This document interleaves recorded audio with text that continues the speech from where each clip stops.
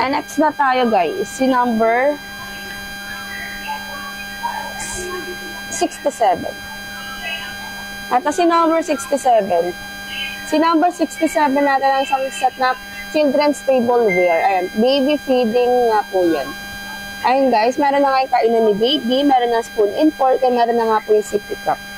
Ayan guys, perfect to sa mga kumakain na ng mga solid food na baby. Ayan, isang set na siya para meron siya sariling kainan, diba?